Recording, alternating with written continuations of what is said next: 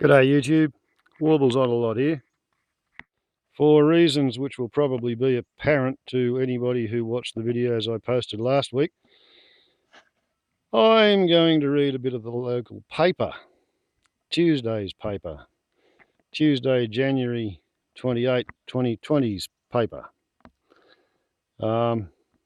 As those of you who did catch the videos I posted last week will be aware, in 1970, on the 26th of January, what they called at the time Proclamation Day, the anniversary of the day that Governor Arthur Phillip proclaimed King George's Antipodean penal colony at Werrong on what's now Sydney. Back then, the local historical society opened the old hospital as the Glen Land of the Beardies History House and Museum. And I was there because my parents were deeply into it, so therefore I had to be deeply into it. Pretty much 1968 to 1978, I grew up in the Land of the Beardies History House and Museum every summer holidays. My sister, who lived at Grafton, would have the keys to the holiday house except for the last week of the holidays. So for 5 weeks in high summer, we'd be stuck in Glen, and my parents would be going up to the history house doing something, and I had to tag along. Okay, so I was at the grand opening. Therefore, I really kind of wanted to go. But I hadn't been to an Australia Day celebration event for 50 years. In fact, like I said, it wasn't Australia Day. It was Proclamation Day. It didn't become Australia Day, I thought, till the 1970s.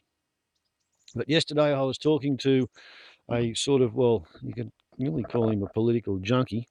He's a Queenslander who used to work as a reporter or some kind of a political functionary in both Queensland and Tasmania, Andrew Messenger, who's the journalist at the Examiner, and he told me yesterday that it wasn't until about 1982 that Proclamation Day was called Australia Day. That's because Federation Day, the actual anniversary of the day that Australia was federated into an independent nation rather than a coalition of British imperial colonies, that was the 1st of January 1901. And they didn't like celebrating Australia Day on Federation Day because everybody was already hungover from New Year's Eve. So anyway, since I was there on 26 January to be part of the celebration, 49 years had come and gone, and yeah, I wanted to go there for that. But there's other reasons that I wanted to go there too, and those of you who've seen previous videos will probably understand. But in the meantime, I'm going to read that slab there while I leave the camera set up so you can see the children in their period costumes. Volunteers win Australia Day Awards in Glen Innes ceremony by Andrew Messenger. After a year of fires and drought, Glen Innes this year celebrated a person who's helped pull the community of Emmaville together. Dorothy Wooder, known as Dot, helped found the Emmaville Cemetery Committee 28 years ago, but there are a few volunteering opportunities she lets pass by, according to Australia Day chairperson Jan Lehman. Quote, "She's a great lady. I can't say any more than that, really," said Jan. "She's an amazing volunteer and has been for many, many years. She's a very modest lady who probably doesn't even want to be nominated. She's one of the centre point ladies for just about every organisation in Emmaville." Sunday's event, held in honour of half a century anniversary of the Land of the Beardies Museum, was a bigger than and better than ever, she said.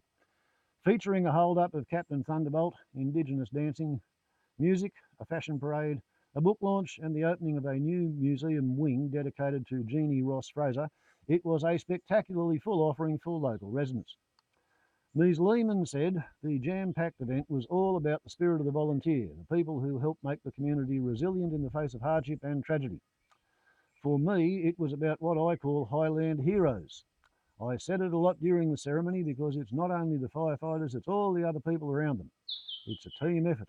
It's everybody involved in emergencies being very supportive of each other. Young Citizen of the Year was Brodie Taylor. Environmental Champion of the Year was Glenrack stalwart Kylie Faulkner. Community Event of the Year was the Glen Innes District Historical Society's A Night at the Trocadero, with Community Organisation of the Year the Deepwater School of Arts Hall Trust. The Armidale youth worker and founder of Backtrack Bernie Shakeshaft was this year's National Local Hero of the Year. For more on page 4, see the photos, page 6 and 7. Read more on page 4. The Waitalaba RFS Brigade and the Red Range RFS Brigades, they both took out sort of team effort awards, but each brigade got an award shared out among the brigade. And so to the photo gallery. Serafina Watts and Caitlin Watts. Pippa Tawa, Mary Swords, Mason Jones, Ruby Brob and Carly Tremaine. Daryl Wilcox and Colleen Wilcox with Cheryl Wickers from Rockhampton. Bob Blair and Naomi Bain sing We Are Australian at the Australia Day celebrations. Daylight robbery. Captain Thunderbolt stormed the Australia Day ceremony and made off with Glen Innes' ceremonial mayoral gold chain plus a bag of cash from MP Adam Marshall. Pictures by Andrew Messenger. Susie Woods, Ruth Sim Brummel, Sophie Wood dressed up for the occasion. Jodie Lampf and Carmel Yeomans. Pippa and Moira Tawa. Australia Day Ambassador Graham Wilson. Dressing up. Tiffany Zhu is dressed up for Glen Innes' Australia Day celebrations with Jackson Tremaine. Pictures, Andrew Messenger. Another full page. Gay Pettit and her vintage treasures. Sea Eagle Bob Blair hunts a fish. Nellie Elvins. Bridget Burridge receives an award nomination from Glen Innes 7 Mayor Carol Sparks. Oh, Bridget's not quite a joining neighbour of mine. And a feature of this award ceremony, it went on for quite a while because they didn't just announce the winners, they announced the nominees and then the winner. So you got to see all the horses racing in each field kind of thing. Adam Marshall, Environmentalist of the Year Lucy Faulkner, and Glen Innes 7 Mayor Carol Sparks. Damn, don't you hate typographical errors. Kylie Faulkner is who won the award. Pretty sure of that. Brodie Taylor wins Young Citizen of the Year. Kay Klingner, Kerry Weir and Paul Wright. Kay Klingner's another near neighbour of mine. I have a boundary fence with her son and daughter-in-law. Karen Croggan and Val Corcoran of the Operating Theatre Association travelled from Nambucca to celebrate the opening of the new Jeannie Ross Fraser Memorial Wing at the museum.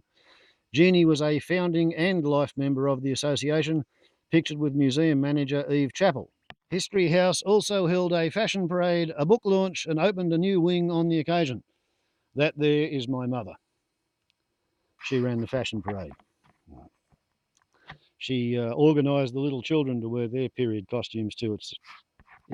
It's her thing. Australia Day nominees and members of the Glen Innes community filled a shed at the History House for the official ceremony.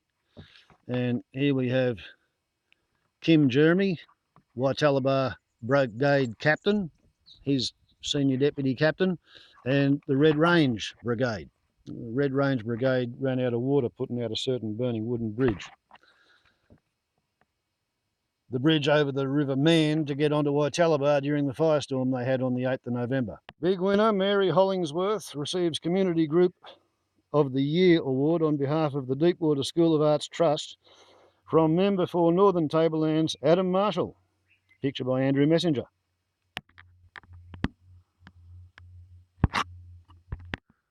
And then on page 4 we have this other item, Young and Old win for emergency services, with a big slab of print which I'm going to ask you to sit through as well.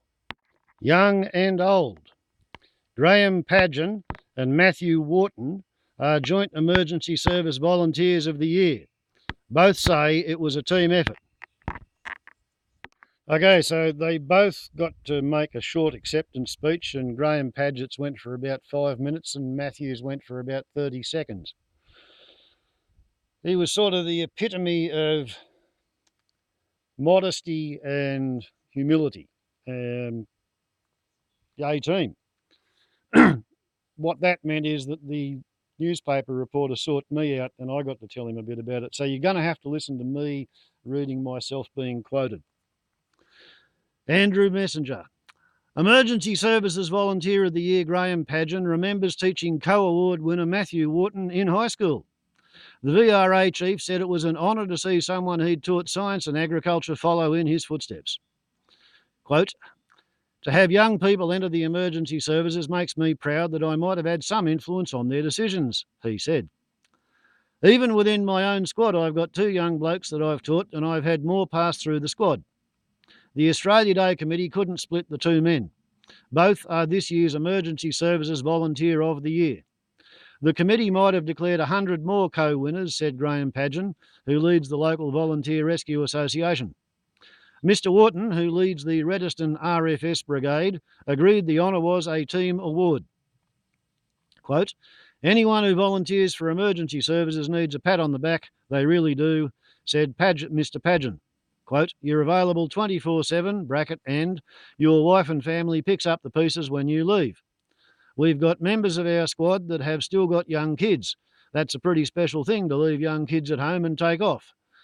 When you take off, you never know if you're going to be half an hour or 24 hours sometimes. Matthew Wharton knows the risky side of the job more than most.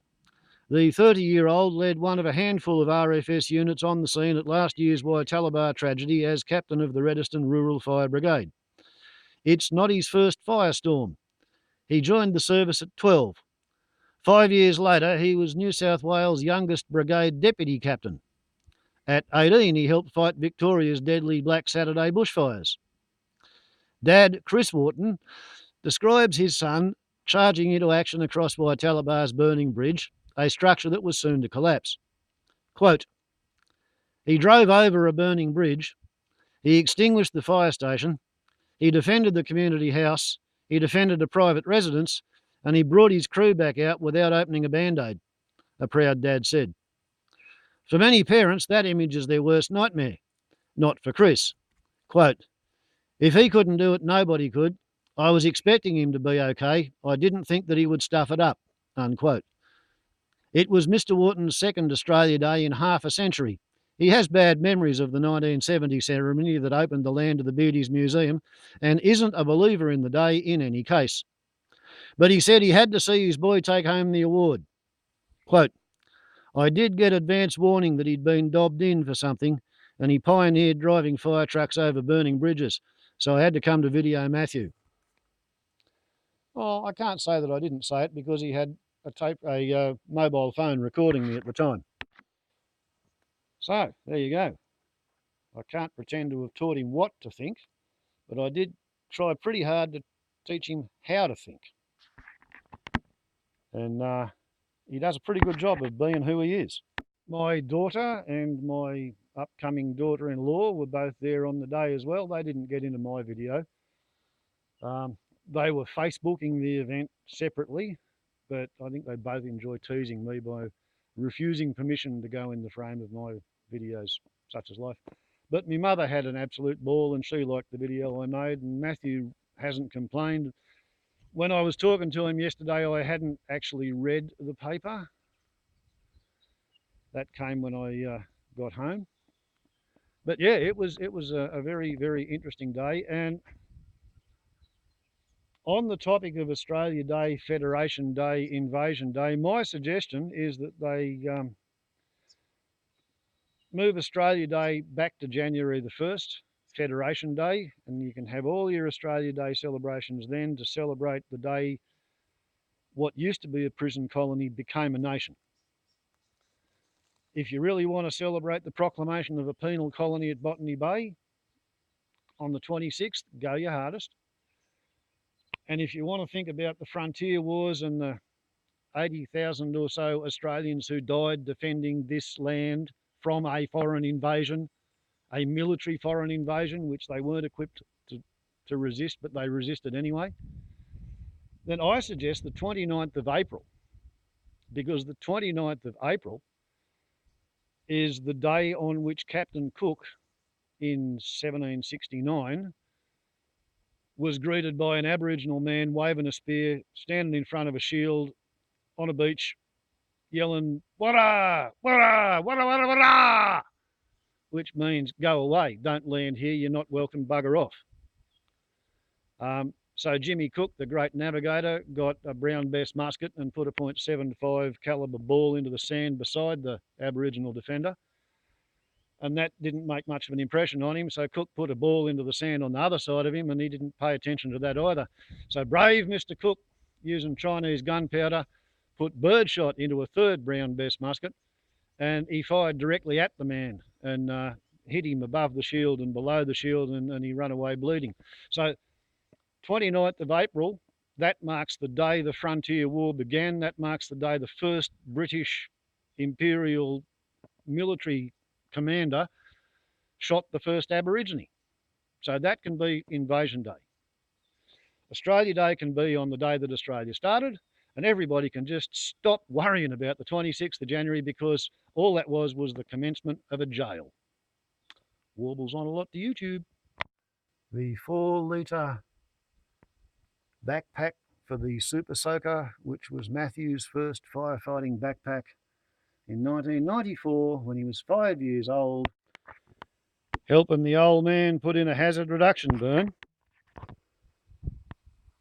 at night.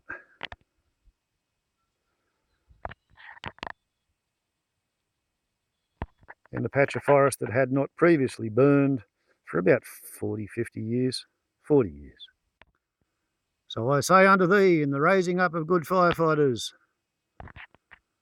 let them grow up in the forest.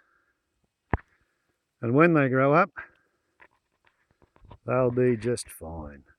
At least, in my experience, for whatever that's worth. Warbles on a lot to YouTube. Ciao.